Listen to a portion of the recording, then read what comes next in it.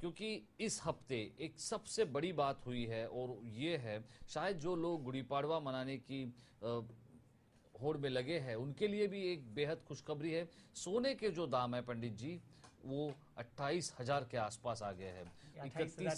31,000 से निकला हुआ सोना जब 28,000 के आजू बाजू में आकर ठहरा है, तो क्या जो अब शादियों के दिन आएंगे, शादियों के मुहूर्त होंगे, सोना और गिरेगा? देखिए, आपके शो के माध्यम से पिछले हफ्ते, जब पिछले साल में भी आपने जो भविष्यवाणी की थी और अभी भी पिछले हफ्ते मैंने बोला था कि सोना 28,500 के नीचे आएगा। तो मित्रों, अगर आप अच्छी तरह से गुरु की प्लेसमेंट देखते हैं तो गुरु इस वक्त तीसरे घर का मिथुन राशि का नीच बैठा हुआ है। शनि, राहु और मंगल बैठे हुए थे, मंगल अभी बदल गया है।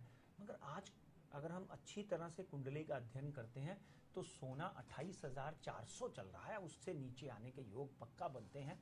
गुड़ी पाड़वा के दिन हो सकता है 100-200 रुपए सोना बढ़े और चांदी 2,000-1,500 रुपए बढ़े, मगर कहीं ना कहीं सोना आगे आने वाले एक महीने के अंदर अंदर, क्योंकि डॉलर पिट रहा है और रुपया मजबूत हो रहा है, इसके कारण भी सोने की भाव में, सोने की कीमत में कमी आएगी देश में। यानी विदेशों में अगर सोना $1,300 आ जाता है तो डेफिनेटली यहाँ पे 27,500 आ जाएगा। तो सोना कहीं ना कहीं 27,500 आते हुए दिखाई देता है। मगर चांदी में मैं हमेशा कहते आया हूँ, जब 42,000 के करीब करीब आए उसको पकड़ लीजिए और इन्वेस्ट करिए। अगर 500 से 1,000 पॉइंट नीचे आती है तो एक एक लॉट या दो, जहाँ 500 ग्राम या एक किलो लेकर उसको, उसकी एवरेज मेंटेन कर सकते हैं। फिर 45 के ऊपर। चांदी के लिए मैं आज भी बुलिश हूं, मगर सोने के लिए थोड़े से आप निचलतम स्तर देखेंगे।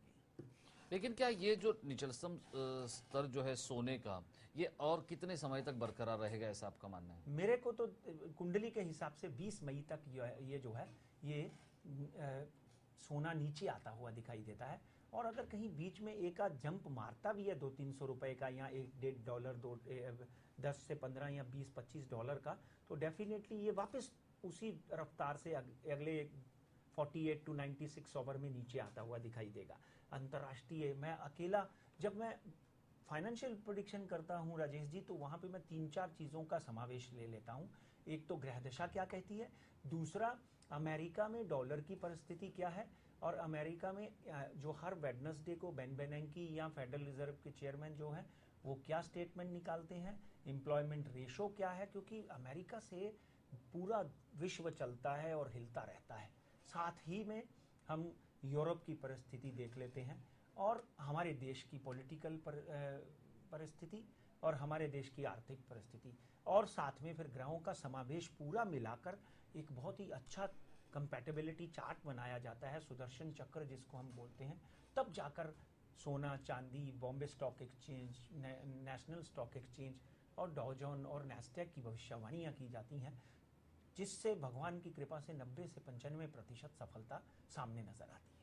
पंडित जी, अब जो है दलाल स्ट्रीट पर चलते हैं और क्या होगा दलाल स्ट्रीट पर, शेयर बाजार का हाल, इसको समझते हैं। देखिए, शेयर बाजार में जितने भी एनालिस्ट थे वो सब फेल हो गए हैं। आज अगर हम देखने को जाएंगे तो राजेश जी आप हैरान होंगे कि शेयर बाजार इलेक्शन होने के बावजूद भी, कौन सी सरकार आएगी किसी को पता नहीं अभी, मगर तब भी शेयर बाजार हर रोज जंप मार रहा है।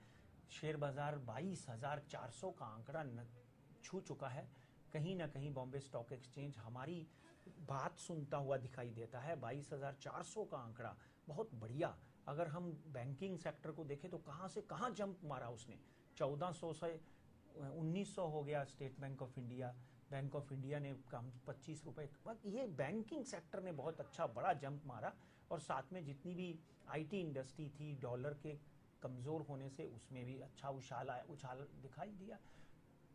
अब आज के दिन बॉम्बे स्टॉक एक्सचेंज जो है 22,570, यानी ज्यादा 150-200 पॉइंट ही इस महीने, इस हफ्ते चलेगा।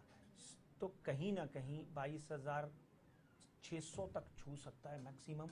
उसके बाद वापस नीचे आकर 22,000 तक भी इसका टिक सकता है। और सिमिलरली निफ्टी की बात करें तो 6,750 और नीचे का स्तर 6,500 का दिखाई देता है। और डॉजन की परिस्थिति देखें तो 16,650 के ऊपर जा सकता है और नीचे का स्तर डॉजन का 16,200 के करीब करीब रह सकता है। जी।